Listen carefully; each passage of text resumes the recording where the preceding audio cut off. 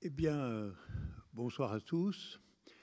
Je vais commencer par un certain nombre de considérations plus ou moins subjectives et prospectives.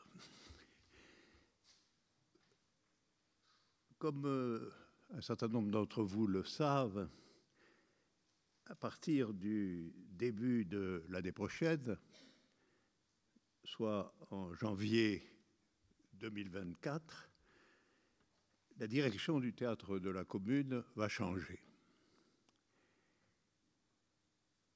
Je tiens à souligner ici que nous devons à l'actuelle direction et à l'ensemble du personnel de cet établissement de disposer du présent lieu pour ce séminaire, ce qui n'a rien d'orthodoxe, ni du côté de l'éducation nationale, ni du côté du théâtre. Donc, nous pourrions conclure que ce séminaire va interrompre son cours, au moins dans cet établissement, dès l'année prochaine. Je voudrais vous présenter une version des choses un tout petit peu différente. Le règlement singulier de la question de ces théâtres publics veut que l'actuelle direction incarnée par Marie-Josée Malice doit préparer toute la saison prochaine, en somme d'octobre 2023 à juillet 2024, alors même que son mandat prend fin dès janvier 2024. Alors, dans le cadre de cette préparation, la continuation de mon séminaire mensuel est prévue. Et je peux même, ce qui constituera du côté du potentiel public une armée de réserve, n'est-ce pas? Je peux même vous donner les dates de l'ensemble des séminaires virtuels, mais que nous espérons réels, de l'année prochaine. Alors, je vous les donne. Ce sont toujours des lundis à 20h. Rien ne change de ce côté-là. Alors, 9 octobre, 27 novembre, 18 décembre, 22 janvier, 26 février, 25 mars, 8 avril, 13 mai et 10 juin. Alors je souhaite que nous tous qui sommes là, ensemble, nous ayons une vive pensée pour tout le personnel de ce théâtre, pour sa décision, pour son accueil dans le théâtre de la Commune de façon attentive et rigoureuse de mon séminaire, et d'avoir aussi l'audace, en un sens, de le programmer pour l'année prochaine. Voilà. Le deuxième point que je voudrais vous indiquer, c'est qu'aujourd'hui, je souhaite devoir me limiter strictement à la conférence, pour une question de fatigue et de temporalité. Je sais en même temps qu'il y a parmi vous un certain nombre d'entre eux qui souhaiteraient me parler. Alors je leur demande de ne pas tenter de le faire tout de suite dans l'enchaînement de la conférence. Et il y a 3 méthodes possibles. La première, pour ceux qui me connaissent bien, qui savent m'écrire, etc., c'est de prendre un rendez-vous pour les jours qui viennent par les méthodes habituelles de la transmission. Pour les autres, de demander comment faire auprès du théâtre. Et je ferai en sorte que les rendez-vous puissent se disposer de façon cohérente dans les jours de la semaine qui vient. Comme d'habitude, vous pouvez aussi, comme nous le faisons depuis le début, vous pouvez aussi vous adresser à Isabelle Vaudoz, qui est là.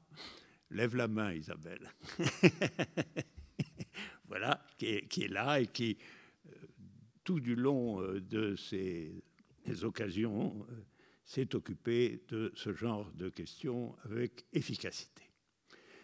Alors, tout ceci dit, nous revenons à la question qui nous occupe, au fond, depuis presque le début de ce séminaire, et qui est, au fond, comment imaginer qu'on puisse mettre fin à la considérable désorientation sociale et politique du monde contemporain en général et de notre pays en particulier.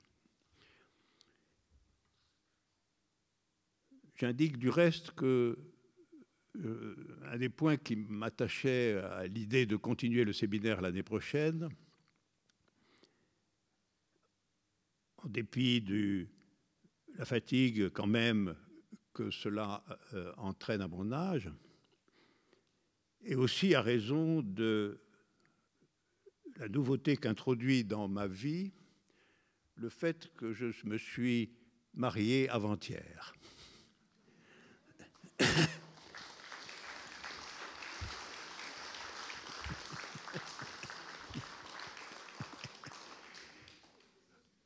Comme quoi il ne faut désespérer de rien.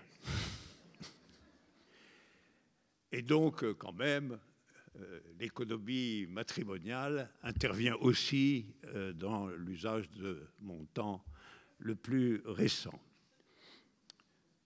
Même si, comme il faut l'avouer, je connaissais celle qui est devenue ma femme depuis 35 ans.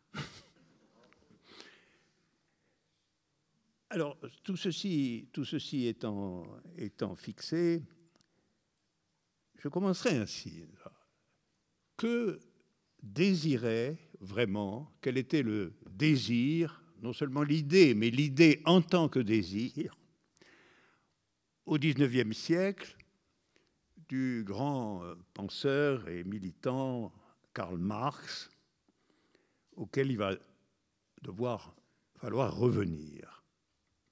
Comme souvent, il faut revenir quelquefois à l'origine des questions. Marx affirmait de façon particulièrement énergique que le monde doit reposer sur ce qui est commun à toute l'humanité. Ne perdons jamais de vue le sens du mot communisme de ce point de vue-là. Il signifie primordialement ceci. La méditation sur le monde social, économique, politique doit toujours reposer de façon principielle sur ce qui est commun à toute l'humanité. C'est dans cette optique qu'il disait, qu'il proclamait que les énormes inégalités entre les classes sociales, les énormes différences de statut, d'existence, de durée de vie en général entre les individus, il affirmait que tout cela a pour source le règne de la propriété privée et de l'argent. Donc, communisme signifiait dès le départ la conviction qu'il faut revenir à quelque chose qui a en tout cas disparu, qui est la primitivité, l'originalité et l'importance cruciale de ce qui est commun aux individus. Et alors, il cherchait à trouver, en conséquence de quoi, celui qui pouvait être l'acteur principal de l'émancipation. de cette émancipation constructrice de l'égalité. Au fond, il avait cherché et trouvé à ses yeux celui qui était le plus disposé à être le militant actif pour que naisse le nouveau monde, où les richesses matérielles comme les richesses intellectuelles accumulées par l'histoire deviendraient réellement le bien commun de tous. Alors cet acteur, selon lui, était celui qui, dans le monde moderne, n'a justement rien. Rien d'autre que lui-même en tant que force de travail, c'est-à-dire lui-même ramené et ensuite rassemblé dans sa pure existence utile. Au fond, l'acteur possible de la nouvelle communauté humaine est celui qui représente une humanité en quelque sorte nue, simple, ramenée à elle-même dans le jeu social. Ce que, lorsqu'il employait un langage plus philosophique, Marx nommait celui qui relève de l'humanité générique, c'est-à-dire de l'humanité prise en quelque sorte dans ce qui la traverse d'absolument commun. Alors ce personnage, à la fois historique et politique, Marx l'a appelé le prolétaire, vous le savez, et il a dit ceci: le prolétaire est et doit être celui qui n'a pas de patrie autre que le monde entier des vivants. Et ceci, quelle que soit son assignation transitoire ou locale à tel dispositif tout à fait particulier d'exploitation. La victoire du prolétaire sera d'en finir avec le monde du marché mondial, d'en finir réellement avec cette structure en quelque sorte destructrice, c'est-à-dire non seulement le monde de l'exploitation au travail, mais aussi bien le monde régi par la circulation des marchandises et l'existence de la monnaie, le monde du capital et de ses propriétaires. Au fond, sa thèse, rassemblée de façon synthétique, c'était que pour qu'il y ait le monde commun de tous, le monde qui donne son nom à la politique communiste, pour qu'il y ait le monde commun de tous, il faut créer une alliance massive, internationale, de tous les prolétaires. Et aussi, avec eux, de tous les intellectuels non corrompus, de tous les membres des classes moyennes qui se rallieront à cette vision des choses. Lorsqu'on aura fait cette alliance massive et internationale de tous les prolétaires et de tout leur soutien, alors, et alors seulement, il sera possible d'en finir avec la dictature financière de la propriété privée.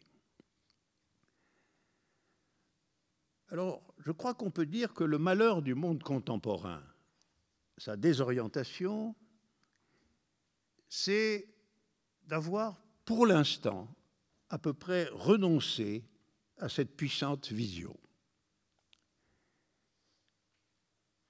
On peut même dire que nous sommes à l'extrême contraire de cette vision. Sous le nom de mondialisation, qui pourrait apparaître comme étant une des formes de cette vision du commun, mondialisation, un monde, mais sous ce nom, nous sommes en réalité dans la conquête totale du monde par le système des marchandises et de la monnaie, ou dans la figure de la dictature du capital. Alors évidemment, là je fais l'anatomie du débat. On pourrait dire oui, d'accord, mais c'est parce qu'il y a eu l'échec flagrant des États socialistes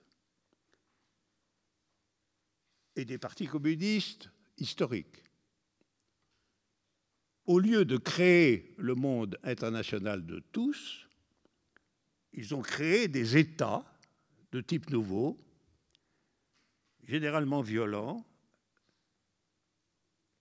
et restant dans l'échelle nationale, dans leur pratique effective.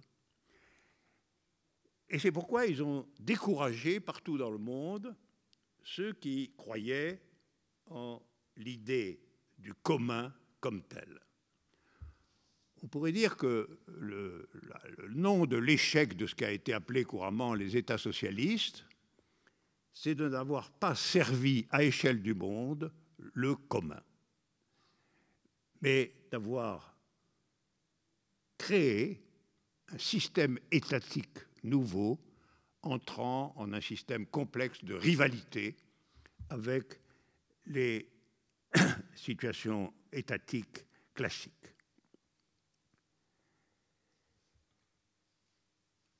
Alors, on peut se demander, là, tous ensemble, si l'idée même du monde commun à tous, l'idée communiste, telle que la voyait Marx, peut et doit être rejetée ou abandonnée parce qu'une tentative de la réaliser par le moyen de la force des États, en fait, a brutalement échoué. C'est la question que nous devons réellement nous poser au regard de la conjoncture massive du monde contemporain.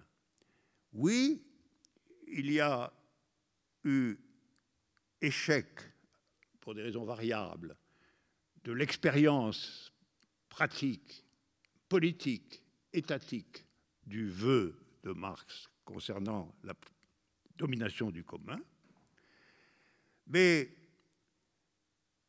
faut-il pour autant considérer qu'est juste du coup ce qui se passe, à savoir une sorte de déshérence terrible, d'abstention, de disparition de l'idée communiste comme telle.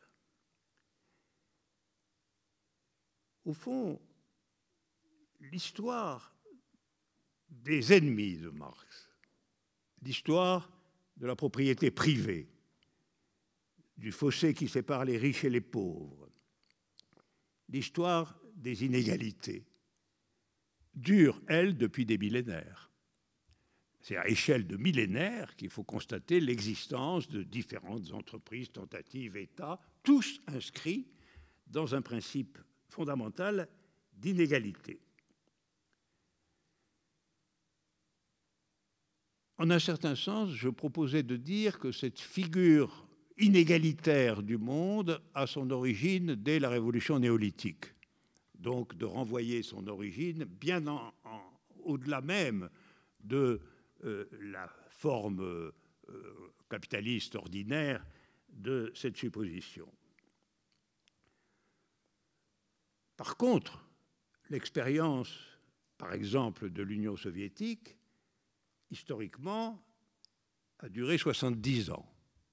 Il y a donc une disparité temporelle absolue entre l'existence de ce qui est contesté, critiqué ou doit être dépassé dans la vision marxiste et la raison la plus commune aujourd'hui d'y renoncer, qui est, dans la plupart du temps, l'échec, en effet, des expériences qui se réclamaient du communisme au niveau de l'État, tout au moins. Alors, je pense, moi, que renoncer à la plus forte idée d'émancipation qui ait jamais existé, à cause de cet échec singulier du communisme sous des formes diverses en Russie ou en Chine, n'a pas beaucoup de sens. Il y a à l'évidence une disproportion entre la conséquence et la considération qui y conduit. Qu'est-ce que cet échec de soixantaine d'années à côté de la constante existence, depuis pratiquement le néolithique, de la vision du monde contraire, à savoir la vision du monde qui est habitée de façon constitutive par la prévalence de l'inégalité.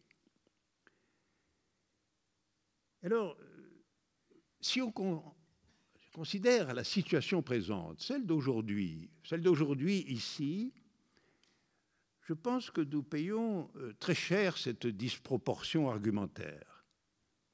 Nous la payons très cher parce que nous la payons par la réapparition, dans la foulée de la disparition comme telle de l'hypothèse communiste, voilà la réapparition d'idées et de pratiques nationalistes, racistes, violemment antipopulaires. Nous le payons par la réapparition de convictions religieuses réactives et stériles. Nous le payons par la réapparition un peu partout, y compris dans l'Europe qui se réclame de la démocratie, de sinistres visions racistes, fascisantes, hypernationalistes. Nous assistons au fond au spectacle suivant, là où l'idée égalitaire s'affaiblit pour une raison ou pour une autre, là aussi l'idée réactive se renforce. Et je pense que nous sommes dans l'effectivité de ce double mouvement.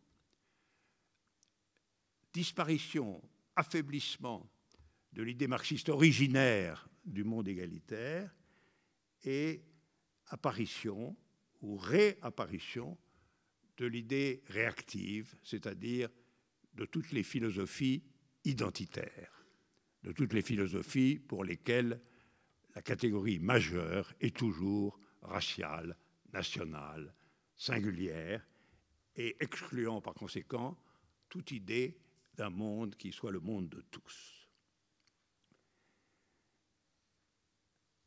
Donc je dirais, si nous sommes dans un sombre temps de la politique et de la pensée, c'est d'abord et avant tout parce que nous, du nom le plus large, nous avons laissé dépérir l'idée force de l'émancipation, dont le nom le plus commun a été, à mon avis, demeure le nom de communisme qui désigne tout simplement la primauté du commun. Alors, certains, pleins de bonne volonté, croient qu'aujourd'hui, on peut arriver à dépasser ce sombre temps du marché mondial et de l'égalité féroce par un élargissement de la démocratie. Ce serait au fond une question démocratique, une question de démocratie. Et la contradiction principale du monde serait entre les démocraties et autre chose que certains appelleront totalitaire, d'autres fascisants, etc. Il y a plusieurs noms pour le mal, comme toujours. Et l'idée serait qu'il faut étendre au monde entier la bonne forme du monde. Généralement, c'est celle qui existe dans ce discours. La bonne forme du monde, c'est celle qui existe dans les démocraties occidentales ou au Japon. Et ce qui n'est pas bien, ce qui en réalité nous désarme, c'est qu'il n'y a pas cette démocratie partout. Alors je voudrais soutenir que cette vision est évidemment absurde. La question, je vais essayer de le montrer, la question n'est en rien une question qui peut d'aucune façon être ramenée à l'opposition entre démocratie et totalitarisme, démocratie et dictature, etc. Il faut quand même partir du point, constaté, évident, que le monde démocratique occidental a pour base matérielle absolue la propriété privée, et donc la dictature du capital sous ses différentes formes. Ceci, c'est un fait observable et que, de reste, personne ne discute. La loi de ce monde, c'est que 1% des gens du monde possèdent 40% des richesses mondiales et que 10% des habitants de notre planète possèdent 86% des richesses mondiales et que tous les processus existants de la politique ne visent en réalité qu'à consolider cet état de choses, voire à le déployer là où il ne l'est pas encore suffisamment. Alors, la question était simple, c'est comment faire un monde commun avec des inégalités aussi féroces. Dans la démocratie occidentale, dont on nous vante de nouveau les qualités, y compris à l'occasion de la guerre de Crimée, dans la démocratie occidentale, la liberté, ce qu'on appelle la liberté, le concept de liberté, c'est d'abord la liberté sans limite de la propriété, la liberté sans limite de l'appropriation de tout ce qui a valeur. Et puis, escortant cela, c'est la liberté sans limite de la propriété, c'est-à-dire de l'appropriation de tout ce qui a valeur. Mais jamais ce n'est l'égalité des hommes et des femmes qui habitent ce monde. Et on pourrait dire que la conséquence fatale de cette conception, c'est la séparation des corps vivants par et pour la défense acharnée, constante, étatique, impitoyable des privilèges de la richesse. Alors du reste, cela qui était l'idée primitive de Marx lorsqu'il parlait du mode de production capitaliste, nous connaissons parfaitement ce qu'est la forme concrète de ce prétendu élargissement de la démocratie. À chaque fois qu'ici on parle, dans notre monde, d'un élargissement de la démocratie, vous pouvez être convaincu que c'est tout simplement la guerre, une guerre. La guerre en Yougoslavie, la guerre en Irak, la guerre en Afghanistan, la guerre en Somalie, la guerre en Libye, et j'en passe et d'autres, ce sont les dizaines constantes interventions militaires de la France à elle seule en Afrique ou en Europe ou en Asie. Et aujourd'hui, c'est l'évidence que la guerre en Ukraine fait partie d'une lutte planétaire pour la direction du marché mondial. Lutte entre deux formes de capitalisme. Sa forme libérale, pilotée par les États-Unis et l'Europe occidentale, et la forme étatique, dont l'avenir pourrait être, aux yeux de la première forme, une alliance dangereuse entre la Chine et la Russie. Désarmer la Russie avant même cette alliance, tel est l'enjeu véritable de cette guerre. Et elle confirme effectivement la modalité selon laquelle le devenir de l'histoire mondiale est réglé par un conflit entre deux figures du capitalisme contemporain. Ces guerres n'ont rien à voir avec l'élargissement du champ de l'égalité entre tous ou la création d'un monde commun. Elles sont même explicitement anti-communistes au sens originel du mot. Il s'agit seulement de réaliser partout, avec la complicité active de quelques États renforcés, la loi du marché mondial. Si on regarde bien, on voit qu'il s'agit en fait d'élargir encore les inégalités, en installant partout la concurrence acharnée et violente pour les matières premières. Tout cela non pas du tout pour que les femmes et les hommes de ce monde puissent circuler librement, vivre et travailler où ils peuvent et veulent, mais en réalité pour que le blé et l'uranium, le pétrole et les diamants, le café et le cuivre, le sucre et l'énergie nucléaire soient cotés dans les bourses des dominants et viennent enrichir sans mesure les détenteurs du capital.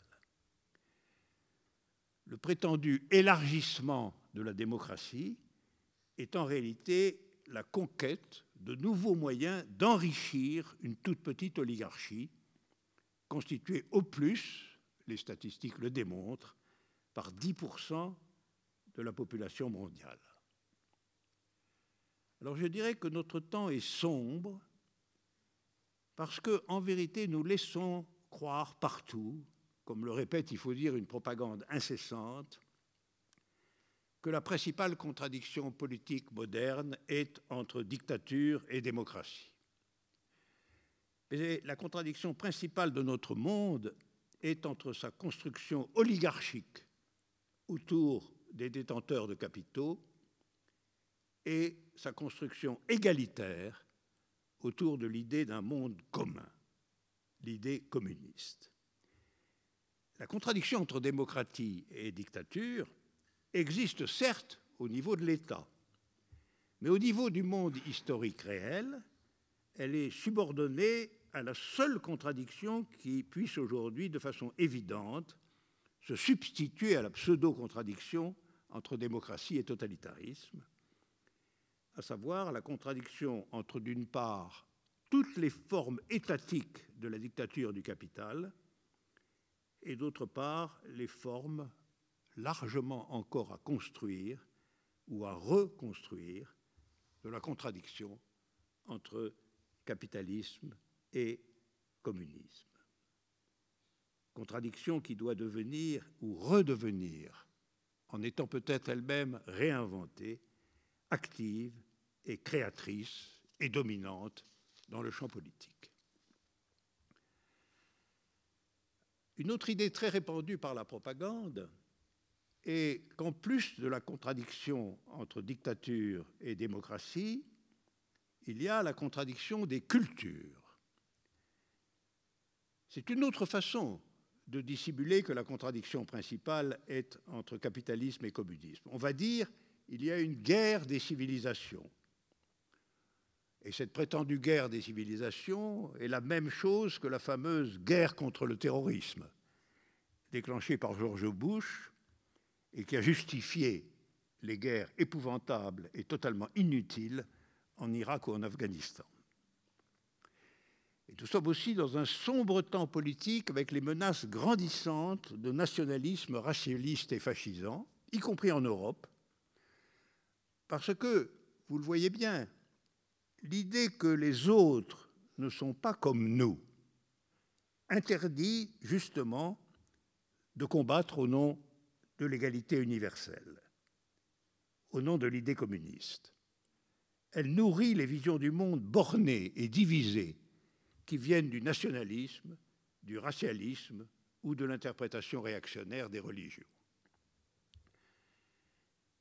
Si nous sommes partisans de l'existence d'un monde commun à tous, de l'idée égalitaire d'un monde communiste qui appartient à l'humanité générique tout entière, nous devons absolument partir du principe que tous ceux qui sont et vivent ici, dans les mêmes lieux et sous les mêmes règles que nous, doivent être d'abord considérés comme du même monde que nous. C'est un point subjectif et capital. Exactement comme Marx, quand il crée contre le marché capitaliste mondial et contre les nationalismes la première organisation internationale des ouvriers, Marx a dû tirer des conséquences difficiles de son affirmation. Affirmation qui est « les prolétaires n'ont pas de patrie ». Les prolétaires sont de tous les pays. Les prolétaires sont internationaux. Et la seule organisation possible pour les prolétaires est une internationale chargée de propager quoi? Eh bien, de propager les règles du commun, les règles de ce qui constitue le commun de l'humanité. Alors si nous pensons que l'idée communiste affirme qu'il y a un seul monde des femmes et des hommes vivants, eh bien là où je suis, dans ce qu'on appelle mon pays, ceux qui arrivent d'ailleurs sont du même monde que moi. Voilà, cet ouvrier africain noir que je vois dans la cuisine du restaurant, ou ce Marocain que je vois creuser un trou dans la rue, ou cette femme voilée qui garde des enfants dans un jardin. Tout cela sont du même monde que moi. Nous avons immédiatement un espace commun. C'est là et nulle part ailleurs que nous renversons l'idée dominante de l'unité du monde par les objets, les signes, les monnaies ou les élections. Idée qui conduit à la persécution et à la guerre. L'unité du monde, c'est d'abord celle des corps vivants et actifs, ici et maintenant. Et je dois soutenir absolument les preuves de cette unité. Ces gens qui sont ici dans le même monde, ils existent comme moi, tout simplement. Puisqu'ils existent comme moi, je peux discuter avec eux, et alors, comme avec tout le monde, il peut y avoir des accords et des désaccords, mais sous la condition absolue de ce qu'ils existent exactement comme moi, ce qui veut dire dans le même monde. Autrement dit, nous devons refuser absolument que la politique trouve son point de départ dans des identités. Non, la politique, si elle est commune, et donc communiste, part de ce qui est commun à tous, et donc de ce qui est universel. L'identité en politique est toujours rétrograde et menaçante. Ce qui fait notre sombre temps est le naufrage provisoire de l'idée communiste. Ce qui fait éclairci et qu'existe et existera victorieusement, si nous le voulons, un combat franc et ouvert contre toutes les politiques identitaires, qu'il s'agisse des racontards fascisants ou des lois enfermant dans tel ou tel lieu sous couvert de concepts étatiques nationaux à de fallacieuses identités. Que disent par exemple, venons à la conjoncture, les partisans de l'identité française, les petits lepénistes, lorsqu'ils parlent des ouvriers de provenance étrangère? Ils sont du même monde que moi? Non, non, pas du tout. Ils disent, notre monde n'est pas du tout celui de n'importe qui. Notre monde, c'est l'ensemble de tous ceux pour qui nos valeurs valent réellement. Par exemple, ceux qui sont démocrates, ceux qui respectent les femmes, ceux qui soutiennent les droits de l'homme, ceux qui parlent français, ceux qui font ceci ou cela, ceux qui mangent la même viande, ceux qui boivent du pinard en croquant du saucisson. Pour ceux-là, il y a un même monde. Mais ceux qui ont une culture différente, ceux-là, dit le petit lepéniste, ne sont pas vraiment de notre monde. Ils ne sont pas démocrates, ils oppriment les femmes, ils ont des coutumes barbares. Et comment quelqu'un qui ne boit pas de pinard et ne mange pas de cochon pourrait-il être du même monde que moi? S'ils veulent entrer dans notre monde, il faut qu'ils apprennent nos valeurs, il faut qu'ils partagent nos valeurs. On ira leur faire passer un examen de valeurs, avec comme épreuve pinard à boire, jambon cru et Père Noël. Alors le mot pour dire tout ça est intégration. Il faut que celui qui vient d'ailleurs s'intègre à notre monde. Pour que le monde de l'ouvrier qui vient d'Afrique et de nous autres, les maîtres de ce monde, soit le même, il faut qu'il devienne, lui, l'ouvrier africain, le même que nous. Il faut qu'il aime et pratique les mêmes valeurs. Un président de la République française, le nommé Nicolas Sarkozy, a dit, je le cite, « Si des étrangers veulent rester en France, qu'ils aiment la France, sinon qu'ils s'en aillent. » Et je me suis dit, je devrais partir. parce que je n'aime absolument pas la France de Nicolas Sarkozy. Je ne partage pas du tout ses valeurs d'intégration. Je ne suis pas intégré à l'intégration. En réalité, si vous posez des conditions pour que l'ouvrier africain soit du même monde que vous, vous avez déjà ruiné et abandonné le principe internationaliste du monde commun. Il y a un seul monde, des femmes et des hommes vivants. Si nous travaillons au devenir commun du monde, commençons par affirmer que tous ceux qui y vivent existent comme moi. Et bien sûr, ils ne sont pas comme moi, ils sont différents. Le monde unique est précisément le lieu où existe l'infinité des différences. Le monde est le même parce que les vivants de ce monde sont différents. Si on demande, au contraire, à ceux qui vivent dans ce monde d'être les mêmes, alors c'est le monde qui se ferme et devient, lui, en tant que monde, différent de tout autre monde, ce qui prépare inévitablement les séparations, les murs, les contrôles, le mépris, les morts, le fascisme et finalement la guerre. Alors on demandera alors ces infinies différences. Est-ce que rien ne les règle? N'y a-t-il aucune identité qui entre en dialectique avec ces différences? Il y a un seul monde, très bien. Mais est-ce que cela veut dire qu'être français ou être un Marocain qui vit en France ou être breton ou être musulman dans un pays de tradition chrétienne, est-ce que tout cela ne veut rien dire devant l'immense unité du monde des vivants? C'est une bonne question et il faut savoir y répondre. Bien sûr, l'infinité des différences est aussi l'infinité des identités. Alors examinons un peu comment des identités distinctes peuvent se maintenir, même et surtout peut-être, quand on affirme l'existence d'un seul monde pour tous les vivants. Et d'abord, qu'est-ce qu'une identité?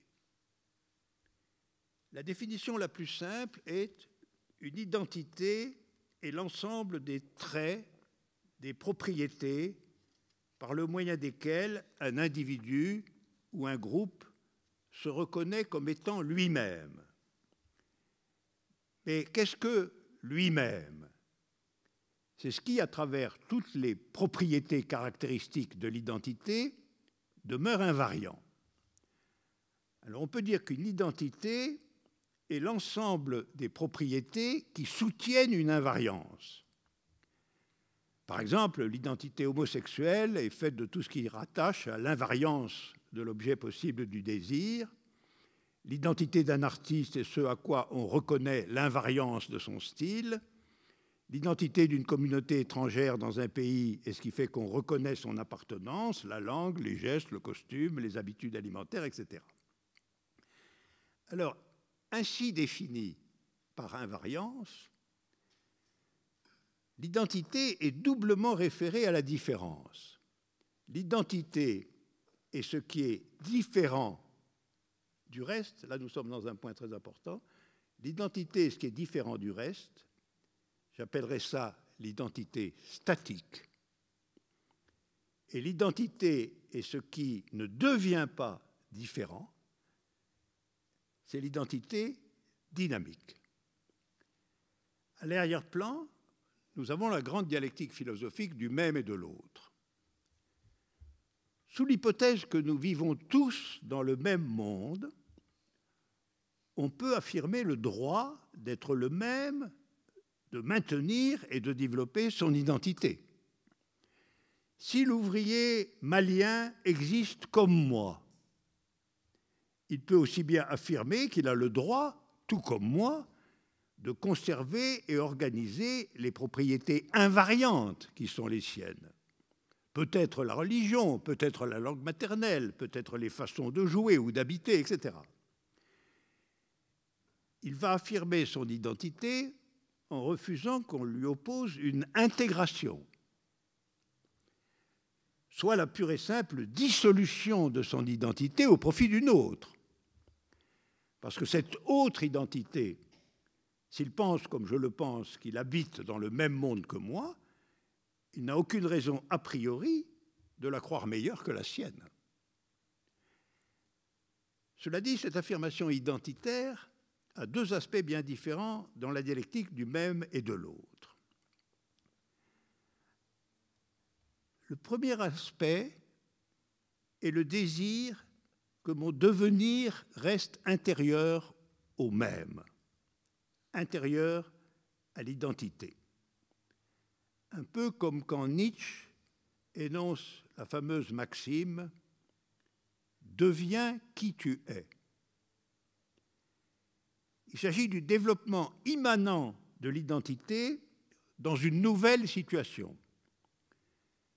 L'ouvrier malien ne va rien abandonner de ce qui fait son identité individuelle, familiale ou collective, mais il va peu à peu approprier tout cela de façon créatrice au lieu où il se trouve dans le monde unique. Il va ainsi inventer ce qu'il est, un ouvrier malien à Montreuil. Ou plutôt, il va se créer lui-même comme mouvement subjectif depuis le paysan malien jusqu'à l'ouvrier installé à Montreuil, sans cassure intime, mais par ce qu'on peut appeler une dilatation de l'identité. L'autre façon d'affirmer l'identité est négative. Elle consiste à défendre avec acharnement que je ne suis pas l'autre. Et c'est souvent indispensable. Par exemple, quand nos gouvernements, tous réactionnaires et complices du fascisme sur ce point, exigent une intégration autoritaire et persécutoire. L'ouvrier malien va affirmer avec force que ses traditions et ses usages ne sont pas ceux du petit bourgeois européen. Il va même quelquefois renforcer les traits identitaires, religieux ou coutumiers. Il va s'opposer au monde occidental, dont il n'accepte pas la supériorité. Et comment, en un sens, le lui reprocher, si on pense justement que l'idée de la supériorité d'un monde est absurde, puisqu'il y a un seul monde. Alors finalement, voyez-vous, il y a dans l'identité un double usage de la différence. Un usage affirmatif. Le même se maintient dans sa propre puissance différenciante. C'est une création. Il se maintient inventivement, mais dans sa puissance différenciante. Et il y a un usage négatif. Le même se défend contre sa corruption par l'autre. Il veut préserver ce qu'il appellerait une pureté. Ça n'est pas une création, c'est une réaction. Alors, toute identité est un jeu dialectique d'un mouvement de création et d'un mouvement réactif de purification. Alors, on voit assez bien, alors, ainsi décortiqué, le rapport qui nous occupe ici, c'est le rapport entre les identités d'un côté et le grand principe, le monde appartient à tous, où il n'y a qu'un seul monde. Et c'est là, et là seulement, que le communisme entre en scène. L'idée générale est simple, et ce sera, je crois, le principal axiome de tout mon propos. Sous le principe internationaliste et communiste de l'unité du monde des vivants, les identités existent, mais elles font prévaloir la création sur la purification. Je le redis, n'est-ce pas, sous le principe internationaliste et communiste de l'unité des mondes des vivants, les identités font prévaloir la réaction sur la purification.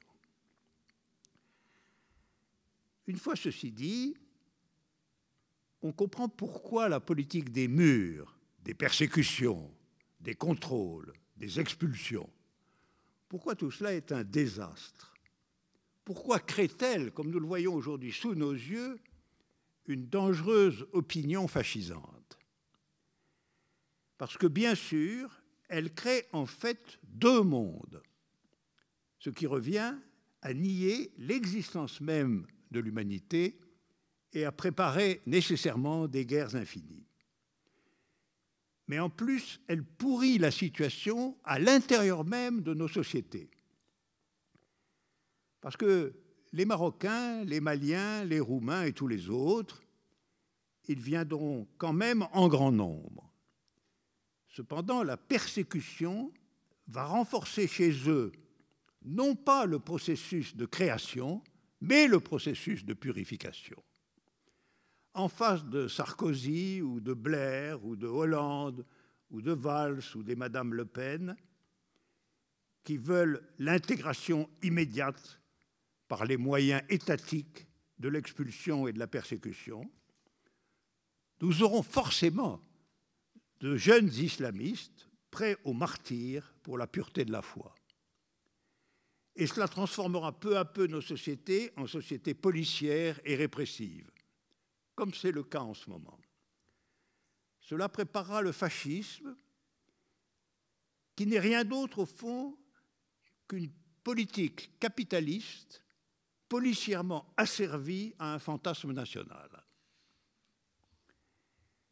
C'est pourquoi il faut à tout prix soutenir tout ce qui fait que l'identité créatrice l'emporte sur l'identité purificatrice, dans le processus vivant de l'étranger. Si même nous savons que l'identité purificatrice peut-être ne peut jamais complètement disparaître. Mais pour cela, pour que finalement l'identité inventive et créatrice de celui qui change de lieu l'emporte sur l'identité purificatrice qui en appelle toujours à l'origine, il faut affirmer d'abord et avant tout qu'il y a un seul monde et que les conséquences internes de ce principe sont forcément des actions politiques qui ouvrent à l'aspect créateur des identités. En sorte que je peux très précisément discuter avec un ouvrier marocain, une mère de famille venue du Mali, un moine bouddhiste, un plombier polonais, un gardien de troupeau argentin et un mineur d'Afrique du Sud. Je peux discuter de ce que nous pouvons faire ensemble pour affirmer que nous existons les uns comme les autres dans le même monde, quoique sous des identités partiellement distinctes. Nous allons nous rencontrer et nous pourrons évidemment discuter de différentes façons d'être dans le même monde. Mais d'abord, avant tout, nous allons demander ensemble l'abolition des lois de persécution, des lois qui font les murs, les rafles et les expulsions, les lois qui livrent les étrangers à la police. Nous allons affirmer avec force, comme dans un combat, que la présence en France de centaines de milliers ou de millions de gens de provenance étrangère n'est en rien une question d'identité et d'intégration. Il s'agit là de prolétaires qui, en fin de compte, nous enseignent par leur vie active et nomade qu'en politique, la vraie politique, la politique communiste, on doit se référer à l'unique monde que nous allons créer et non au faux monde des nations séparées. Il suffit de voir tout ça avec l'idée simple qu'ils sont là et qu'ils existent comme nous. Il suffit de constater réellement leur existence et d'exiger qu'on la régularise, qu'on la considère comme une vie normale, comme une vie qu'on laisse exister comme tout autre. Il suffit au fond de faire tout ce qu'on fait très naturellement pour des amis. Dans ce trajet collectif, nous échangerons nos identités, sans avoir à renoncer à quoi que ce soit, ni à intégrer quiconque à quoi que ce soit. Les étrangers nous enseigneront comment, depuis leur long voyage, ils voient la très mauvaise politique de notre pays et comment ils participeront à son changement. Et nous enseignerons aux étrangers comment nous essayons, depuis longtemps, de la changer, cette politique, et comme nous voyons leur place essentielle dans l'avenir de ce combat. Il en sortira, soyons-en sûrs, des idées imprévisiblement nouvelles, et aussi des formes d'organisation où la différence entre étrangers et nationaux sera entièrement subordonnée et œuvrante, dans notre conviction communiste et internationaliste commune. Je peux récapituler alors en 4 points ce bref trajet de pensée. Voici ces 4 points. 1. Le monde du capitalisme déchaîné et des démocraties riches est de plus en plus, depuis l'abandon de l'idée communiste, engagé dans une voie négative, ne reconnaissant l'unité que des produits et des signes monétaires. Il rejette la majorité de l'humanité dans un autre monde, dévalué et inexistant, dont il se sépare par des murailles et, s'il le faut, par la guerre. Il n'y a que des murs, des noyades, des haines, des guerres, des zones de pillage, des zones abandonnées, des zones qui se protègent de tout, des zones de totale misère, et sur ce chaos prospèrent inévitablement les idéologies criminelles. 2e point, donc, affirmer l'unité fondamentale du monde et ne concevoir l'action politique qu'au niveau international est un principe d'action, un impératif politique, comme du reste Marx l'avait déjà immédiatement déduit de son analyse des situations fermées du capital. Ce principe est celui de l'égalité en tout lieu des existences.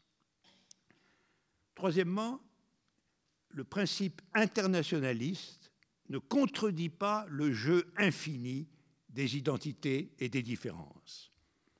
Il entraîne seulement que les identités subordonnent leur dimension négative, l'opposition aux autres, à leur dimension affirmative, le développement du même, le développement en commun du même.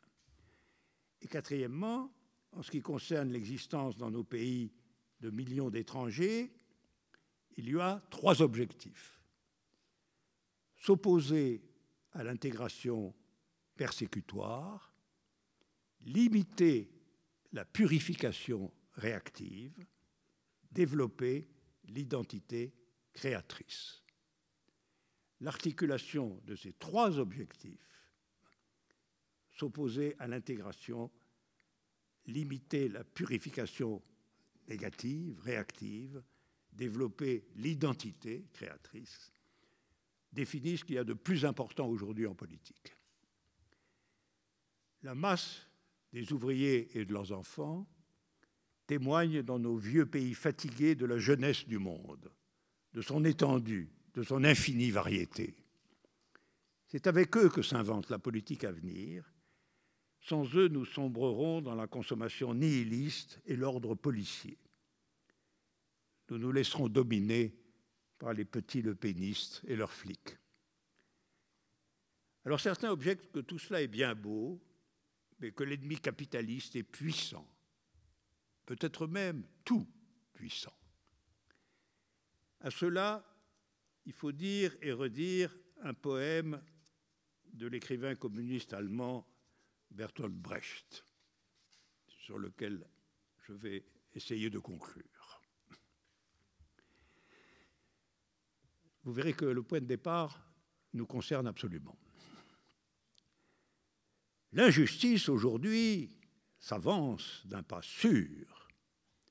Les oppresseurs dressent leurs plans pour 10 000 ans. La force affirme, les choses resteront ce qu'elles sont. Pas une voix, hormis la voix de ceux qui règnent, et sur tous les marchés, l'exploitation proclame « c'est maintenant que je commence ». Et chez les opprimés, beaucoup disent maintenant « ce que nous voulons ne viendra jamais ». Celui qui vit encore ne doit jamais dire jamais. Ce qui est assuré n'est pas sûr. Les choses ne restent pas ce qu'elles sont. Quand ceux qui règnent auront parlé, ceux sur qui ils régnaient parleront. Qui d'autre ose dire jamais? De qui dépend que l'oppression demeure? De nous. De qui dépend qu'elle soit brisée? De nous. Celui qui s'écroule abattu, qu'il se dresse. Celui qui est perdu, qu'il lutte. Celui qui a compris pourquoi il en est là, comment le retenir? Les vaincus d'aujourd'hui sont demain les vainqueurs, et jamais devient aujourd'hui. Voyez-vous, je pense qu'il ne faut pas tarder ici pour que le jamais à quoi la propagande a réduit l'idée communiste, la seule idée qui puisse s'opposer dans le monde entier à la souveraineté du capital, il ne faut pas tarder pour que ce jamais redevienne aujourd'hui. Commençons déjà par une lutte organisée, acharnée, sur la question du lien internationaliste aux ouvriers de provenance étrangère. Dans cette lutte, toute expérience que nous rencontrons, toute différence intérieure à notre principe internationaliste doit être pour nous un enseignement et un apprentissage. Que les étrangers nous apprennent au moins à devenir étrangers à nous-mêmes, à nous projeter hors de nous-mêmes, assez pour ne plus être captifs de cette longue histoire occidentale, de cette misérable démocratie dont nous n'avons plus rien à attendre que la stérilité et la guerre. Contre cette attente catastrophique, sécuritaire et nihiliste, saluons le vrai communisme, qui a depuis longtemps été comparé à un matin de l'histoire humaine. Mais, vous le savez, le matin a au fond deux aspects. Il se répète le matin, et en ce sens, il nous est familier. Mais il est aussi le seuil d'un nouveau jour, et en ce sens, il comporte une part d'étranger. Alors saluons donc, avec nos amis étrangers, la belle étrangeté du matin. Merci.